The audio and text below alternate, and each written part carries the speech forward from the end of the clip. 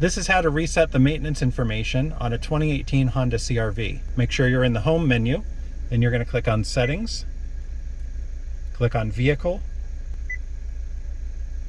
then scroll down to Maintenance Info. And these are the items we have. We've done the oil filter and the tire rotation. We've not yet done the brake fluid. So we're going to try to reset specific items. Select Reset Items. If you've done everything, you can click All Do. Otherwise, you can click through the list and do them one at a time. So we've done oil and filter. Would you like to reset? Yes, I would. So hit Reset.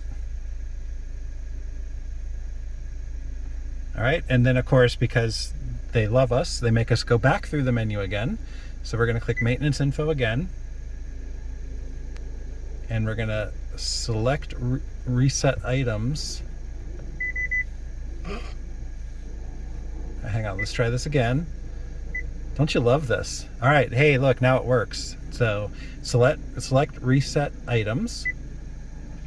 The only thing that we have due that we've done now is the tire rotation. Are you kidding me? This screen. All right. Yes, I would like to reset that. Oil life 100%. Tire rotation. This is a very confusing menu, as you can see. We're actually only resetting the tire rotation. Not that it matters, we just did the oil. All right, maintenance info has been reset. Now, if we've done things correctly, we'll hit the home button, go back to settings. We've not flushed our brake fluid yet. We're going to get that done. So let's go to vehicle. Let's see what it says on maintenance info. So oil life 100%, which is the engine oil. It still shows it here, but it still retains number 7 for brake fluid. So that's it. That's how you do it. On this model of CR-V, the method you reset your maintenance minder may depend on trim level. So we're going to include some screenshots from the owner's manual.